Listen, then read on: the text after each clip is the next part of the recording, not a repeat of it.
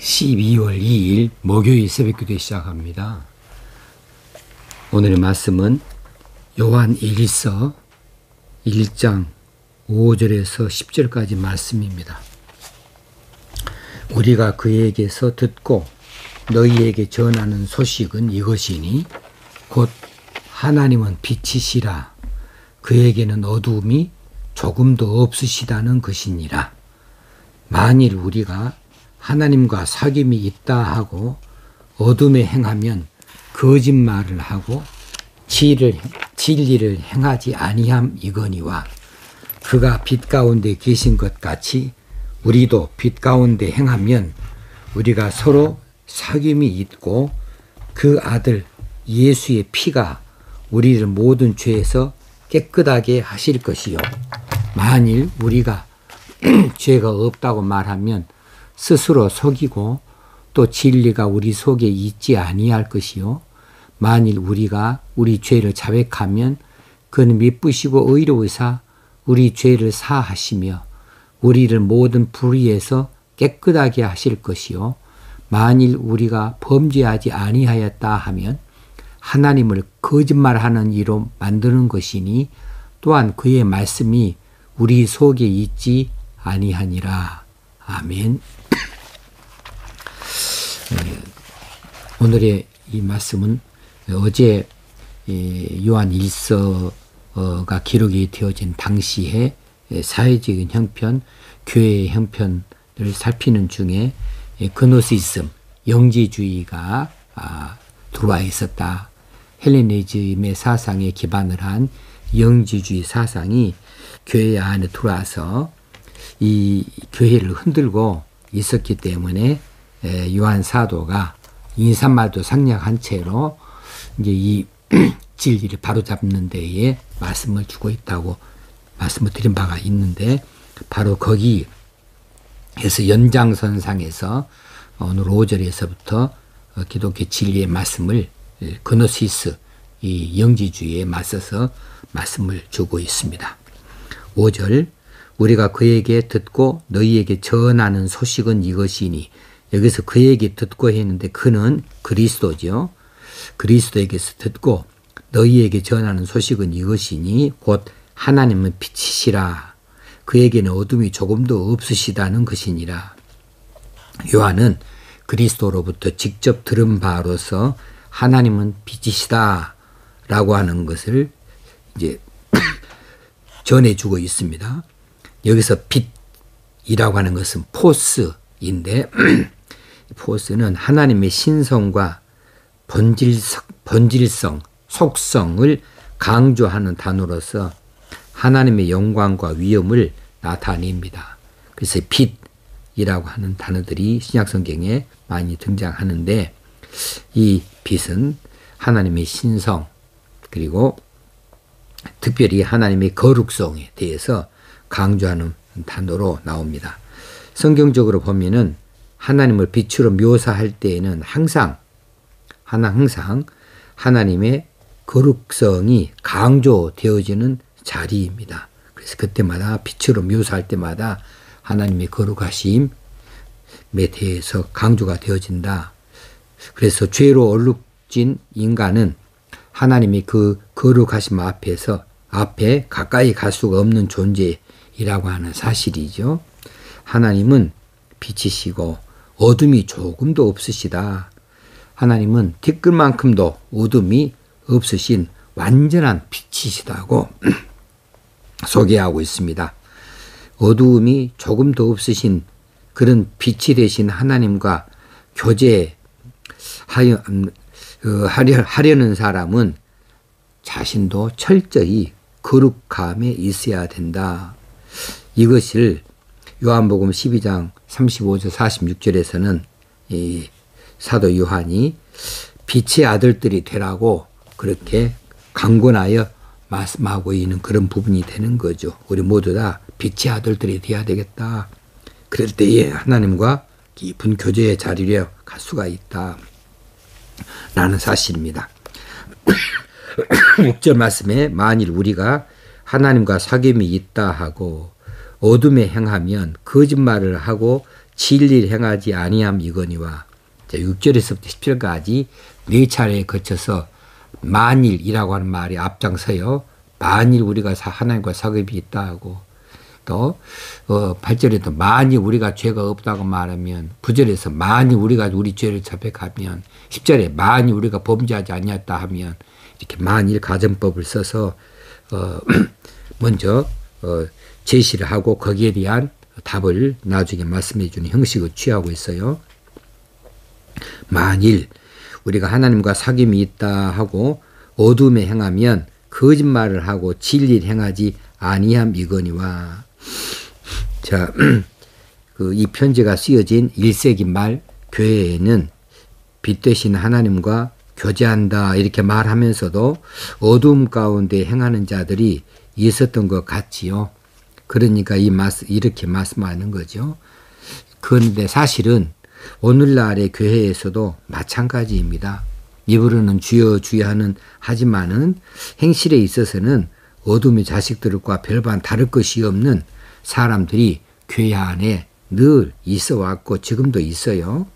자, 그들은 거짓말을 하고 있는 자들이고 자기 자신을 속이는 자들일 뿐이죠. 우리가 만약 하나님과 사귐이 있다 하면은 이 하나님은 거룩하신 빛이시다. 그러니 우리가 어둠 가운데 있어서는 하나님과 어떻게 사귐이 있다고 말할 수 있겠어요? 그렇게 할 수 없는 거죠. 하나님과 사귐이 있다 할 때에는 빛이신 하나님 앞에 우리가 거룩함으로 나아갈 수밖에 없는 거죠. 그런데 하나님과 사귐이 있다 말로는 그렇게 하면서도 행실로는 어둠에 있다고 하는 것은 그 사람은 거짓말하는 자다. 진리를 행하는 자들이 결코 아니라고 하는 사실입니다. 7절에 그가 빛 가운데 계신 것 같이 우리도 빛 가운데 행하면 우리가 서로 사귐이 있고, 우리가 만일 빛 가운데서 행하게 된다면 하나님과 사귐, 교제를 나눌 수 있다 하는 것이죠. 맞는 말씀이죠. 하나님과의 지속적인 접촉을 통해서 우리는 하나님께서 비추시는 그 빛을 받고 그 빛의 반사체가 되어져서 우리 또한 어두움을 벗어버리고 어둠을 비추는 자들로 쓰임을 받게 되어지는 것이죠.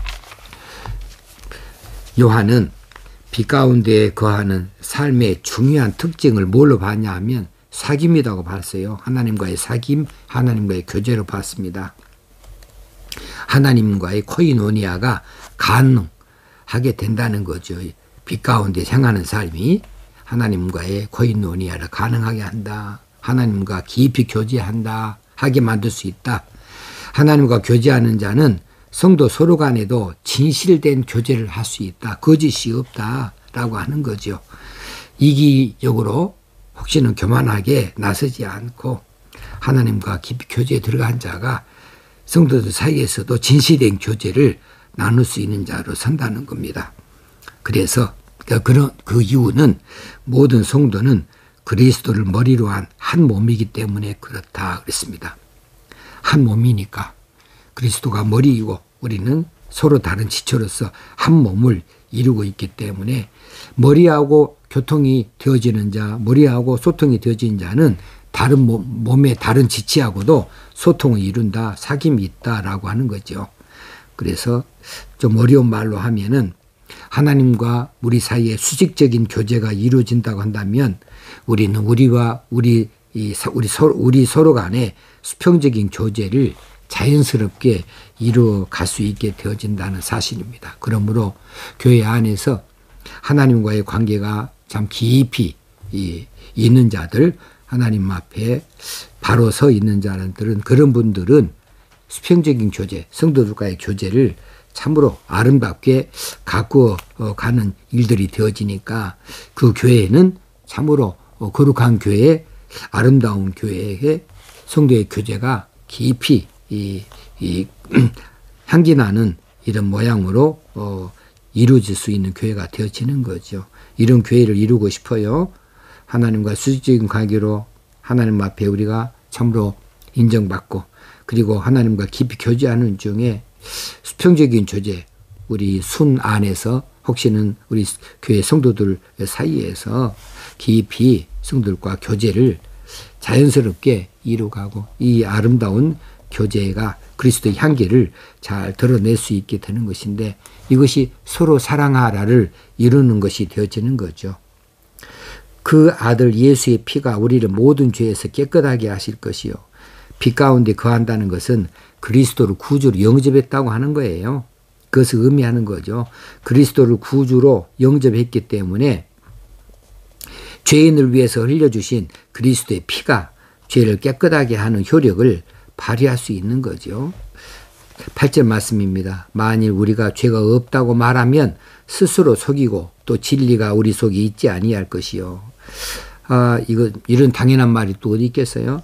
만일 우리가 죄가 없다고 말하면 스스로 속이는 자다. 당연하죠. 어떻게 우리가 죄 없다고 말할 수 있겠어요? 그건 스스로 속이는 것이죠. 또 진리가 우리 속에 있지 아니할 것이요 했습니다. 자, 이런 당연한 말을 왜 하고 있는가? 이것은 당시에 영지주의를 염두에 둔 말씀이기 때문에 이런 말씀이 가능해요. 영지주의 이단은 어떻게 말하느냐 하면 이렇게 말합니다. 사람이 영지를 얻으면 이 영지를 그노시스라고 해요. 그래서 영지주의를 그노시즘이라고 말하죠. 이 영지를 얻으면 그노시스를 얻으면 완전히 무죄한 존재로 변한다고 가르치는 거예요. 이게 잘못된 거죠. 그들은 말하기를 영혼과 육체는 별개의 것이다.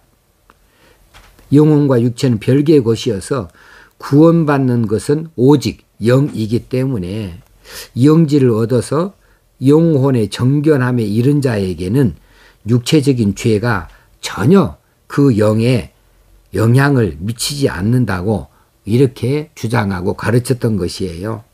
그래서 영지를 얻고 무죄한 존재가 되었다고 믿는 그들은 죄를 지으면서도 전혀 양심의 가책을 받지 않아요.